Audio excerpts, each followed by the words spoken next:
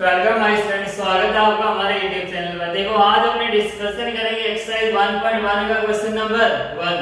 देखो question number 1 लिखा है कि इसमें अपने को प्राइम फैक्टर फाइंड करना है। देखो प्राइम फैक्टर फाइंड करने के लिए जो भी अपने फैक्टर निकालेंगे उसके लिए हमें चाहिए डिविजिबिलिटी रूल। उसकी मैं आपको पहले भी एक वीडियो बना चुका हूं जिसमें ना आपको बताया कि 2 से 3 से 4 5 6 7 कि कौन सा नंबर जो 2 से डिविजिबल होगा 3 से डिविजिबल होगा।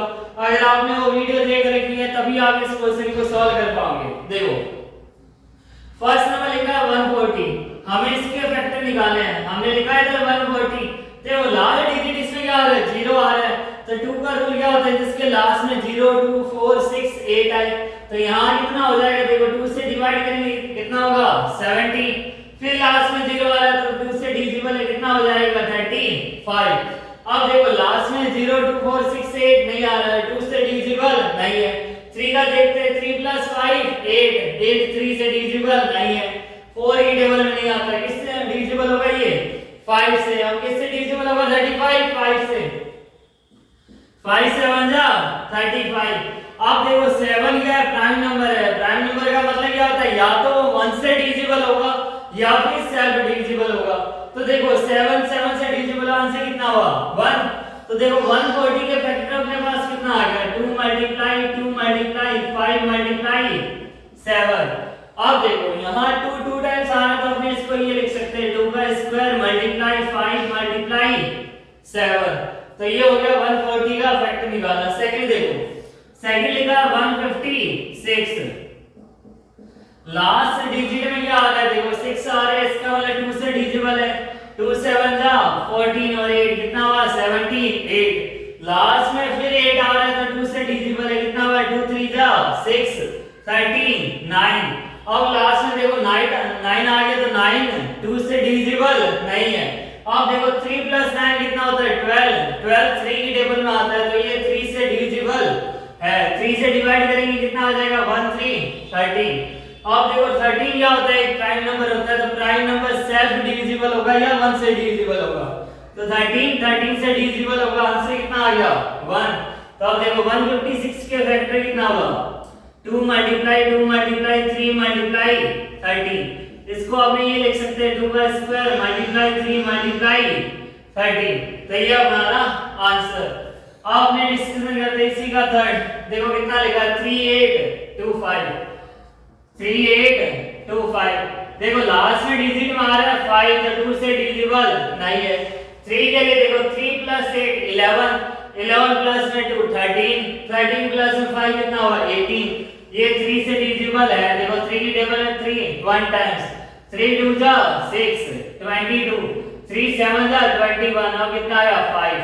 अब फिर लास्ट में 5 वाले 2 से डिविजिबल अब ये नहीं है। देखो 1 + 2 3 3 + 7 10 10 + 5 15 15 भी 3 की टेबल में आता है तो 3 से डिवाइड करेंगे कितना आ जाएगा 4 2 और 5। अब देखो अब फिर देखो लास्ट में 5 वाला 2 से डिविजिबल ये नहीं है। 3 के लिए 4 + 2 6 6 + 5 11। अब ये 3 से भी डिविजिबल नहीं है, 4 से नहीं होगा। अब हमने देखते हैं 5 से। देखो 4 से क्यों नहीं होगा, लास्ट पे 2 डिजिट आ गए 4 की टेबल में आता है। लास्ट में लिखा 25 का 25 4 की टेबल में आता है नहीं आता, तो ये 4 से डिविजिबल नहीं है, इसलिए हम 5 से करेंगे। 5 8 जा 40। अब कितना रहा 25 5 5 जा 25। फिर 85 आ देखो 5 से डिविजिबल होगा कितना आ जाएगा 17। अब 17 का एक प्राइम नंबर है तो 17 से ही डिवाइड होगा तो आंसर कितना आ जाएगा इधर 1। तो 3 8 2 5 का कितना हो जाएगा factor 3 multiply 3 multiply 5 multiply 5 multiply 17। तो 3 का स्क्वायर 5 का स्क्वायर मल्टीप्लाई 17। नेक्स्ट देखो कितना लिखा है 5005। नेक्स्ट लिखा है 5005 तो इसका फैक्टर हमने निकालते हैं। 2 से ये डिविजिबल नहीं है, 3 से भी नहीं है। देखो लास्ट में 5 + 5 कितना हो रहा है 10 3 से भी डिविजिबल नहीं है। 4 से नहीं है 0 5 आ रहा है 4 की टेबल में 5 नहीं आता, किससे डिविजिबल होगा 5 से डिविजिबल होगा तो कितना हुआ 1 0 0 1। अब देखो ये 2 से डिविजिबल नहीं है, 3 से नहीं है, 1 + 2 3 4 से नहीं है, 5 से नहीं हो रहा, 6 से भी डिविजिबल नहीं है। जब 2 और 3 दोनों की टेबल में आते तभी वो 6 से डिविजिबल हो गए। 7 1 की मल्टीप्लाई 2 से की कितना हुआ 2। अब देखो 100 में से 2 माइनस कर दो कितना हुआ 98। देखो 98 7 के टेबल में आता है, इसका मतलब 10017 से डिविजिबल होगा। वापस से समझ लो 7 का रूल। लास्ट में डिजिट की मल्टीप्लाई किससे करना है 2 से करना। 1 मल्टीप्लाई में 2 कितना हुआ 2। रिमेनिंग जितना भी पार्ट है उसमें से 2 को माइनस कर दो। 100 रहेगा रिमेनिंग पार्ट, 100 माइनस में 2 कितना हुआ 98। अब 98 7 से डिविजिबल है, 14 7 जा 98। तो देखो यहाँ 7 से डिविजिबल हो जाएगा कंप्लीट। कितना आएगा देखो 7 1 जा 7 30, 7 4 जा 28, 3 कितना आ गया 143। अब देखो 2 से नहीं 3 से, अगर 7 से देखा जाए सीधा तो 3 2 जा 6, 14 माइनस में 6 कितना हुआ 8, तो 7 से डिविजिबल नहीं है। 9 से नहीं है, 10 से भी नहीं है। देखो लास्ट में 0 नहीं आ रहा। 11 का रूल क्या बोलता है, एक छोड़ के एक का सम। 3 + 1 4 और मिड में कितना है 4, 4 - 4 0। 11 का रूल बोलता है इवन प्लेस का सम फिर ऑड प्लेस का सम, जो भी आंसर है उन दोनों को माइनस कर दो। या तो वो 0 आना चाहिए या फिर वो 11 का मल्टीपल होना चाहिए। तो ये 11 से डिविजिबल है। कितना हो जाएगा देखो 11 से डिविजिबल करने पर 11 बन जाए 11 कितना आ रहा 33 30। 13 प्राइम नंबर है तो 3 से ही 13 से ही डिविजिबल होगा। तो देखो 5005 का फैक्टर कितना निकला 5 × 7 × 11 × 13। अब अपने नेक्स्ट देखते हैं कितना लिखा है 7429 7429 9 आ रहा है लास्ट में 2 से नहीं है 3 है। देखो 7 + 4 11 11 प्लस में 2 13 13 + 9 13 + 7 होता है 21 23 23 भी नहीं आ रहा। देखो 13 + 9 22 22 भी 3 से डिविजिबल नहीं है। 4 से देखते लास्ट में 29 आ रहा है, 4 की टेबल में नहीं आता। 5 से डिविजिबल नहीं है, 6 से नहीं है। 7 का रूल देखते हैं 9 2 जा 18 7 42 माइनस में 18 7 42 माइनस में 18 कितना हुआ 12 12 6 30 7 24 7 24 भी 7 से डिविजिबल नहीं है। अब 8 का देखते हैं अपने रूल 8 से डिविजिबल है या नहीं है। जब लास्ट के 3 डिजिट 8 5 जा 40 8 3 जा 24 नहीं आ रहा, रिमाइंडर रह रहा है 3 डिजिट्स में। जब अगर हमने 8 से डिवाइड करें तो रिमाइंडर आ रहा है, तो 8 से डिवाइड नहीं हो रहा। 9 से डिविजिबल नहीं है, 10 से डिविजिबल नहीं है। 11 का रूल क्या बोलता है 7 + में 2 9 और 4 + 9 13 13 में से 9 अगर माइनस कर दे 4 11 से डिविजिबल नहीं है, 12 से नहीं है। 13 से करें तो 13 5 जा 65 13 5 जा 65 कितना आ रहा देखो 74 9 92 37 जा 91 फिर 19 रिमाइंडर 13 से भी डिविजिबल नहीं है। 14 की रिक्वायरमेंट नहीं है, 14 के लिए 2 और 7 दोनों से डिविजिबल होना चाहिए। जब 2 से नहीं हो रहा तो 14 से डिवाइड नहीं होगा। 15 का अगर अपने रूल देखें तो 3 और 5 दोनों से डिवाइड होगा तभी वो 15 से डिविजिबल है, तो 15 से भी ये डिवाइड नहीं हो सकता। 16 का देखिए तो लास्ट में नहीं आ रहा 0 2 को, तो ये 16 से डिविजिबल नहीं है। अब अपने बात करते हैं 17 की। देखो 17 से अपने इसको डिवाइड करते हैं 7 4 2 9